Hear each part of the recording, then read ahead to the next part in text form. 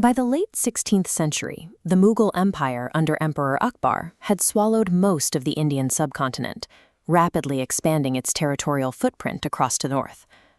Observe the intricate structure of the Mughal court. For most Rajput kings, survival depended on this exact diplomatic statecraft, yielding to imperial power to secure wealth and status through submission. The kingdom of Mewar remained a geographic anomaly. While the flatlands fell easily, Mewar sat protected within the elevated, jagged terrain of the Aravalli hills. Geography alone offered no permanent shield. Standing against a continental superpower meant choosing a path of total, unrelenting warfare. In 1573, the standoff reached a peak when Akbar sent Raja Man Singh, a high-ranking Rajput general within the Mughal army, to demand Mewar's surrender. The Mughal offer focused on stability. In exchange for accepting imperial suzerainty, Mewar would receive immense economic prosperity and the protection of the most powerful army in the region. Maharana Pratap firmly rejected the proposal entirely.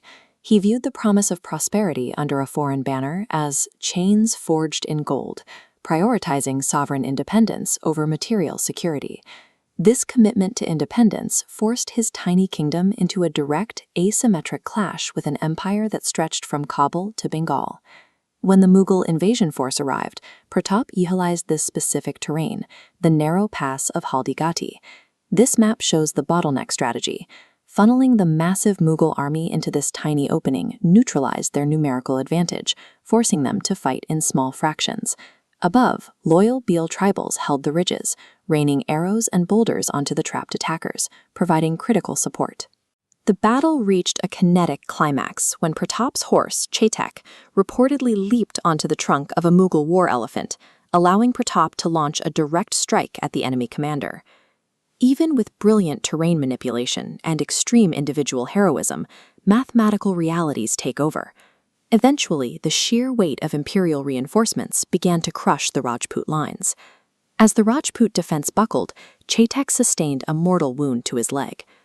The conventional phase of the war was ending in a tactical defeat. Punja Bhil intervened, insisting on a strategic retreat.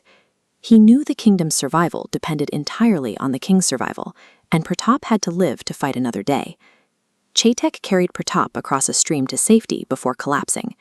This final sacrifice preserved the one asset necessary for the next phase, the leader. Pratap moved deep into the Aravalli forests. He spent over a decade living in exile, sleeping on the ground and surviving on bread made from wild grass. During these years, he redefined the concept of the state. He viewed the rocks, the trees, and the native land itself as the living heart of Mewar's resistance. His campaign shifted to the shadows. He used small, mobile units to strike the empire's extended supply lines, turning the Mughals' massive logistical needs into a constant vulnerability. By weaponizing the terrain, Pratap transformed the empire's size into an unsustainable burden, making the occupation of the mountains a logistical nightmare. The strategy of attrition worked. As rebellions flared elsewhere in the vast Mughal empire, Akbar was forced to divert his attention and resources away from the Aravallis. Pratap used this opening to systematically recapture critical outposts. He reclaimed major strongholds, including the massive stone walls of Kumbhalgarh, without a single pitched battle. The recovery of Udaipur marked a return of a functional heart to the kingdom, restoring the scale of his domain after years in the wilderness. This victory came through exhausting the enemy's political and economic will to fight. Pratap proved that an empire can be defeated by making the cost of war higher than the value of the territory. Pratap died in 1597 following a hunting accident. His original capital, Chittorgarh, remained the only major stronghold he could not reclaim in his lifetime. When the news of his death reached the imperial court, Emperor Akbar reportedly wept. Even his greatest rival respected the unbending principles that had fueled decades of resistance.